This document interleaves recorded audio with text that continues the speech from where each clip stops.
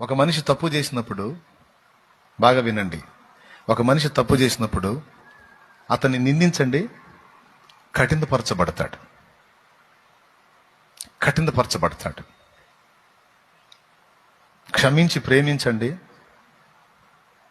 పశ్చాత్తాపడతాడు. ఎంతమంది ఒప్పుకుంటారు? ఎంతమంది ఒప్పుకుంటారు? నిజంగా ఒప్పుకుంటారా మీరు?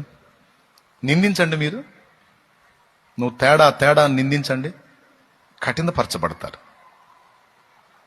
నేను తేడా అంటే తేడా చేయని వాళ్ళు ఎవరున్నారు? అందరు తేడానే అని ఇంకా కఠినపరచబడి దుర్మార్గంగా మారిపోతారు. కానీ క్షమించి ప్రేమించండి, ప్రేమించి క్షమించండి.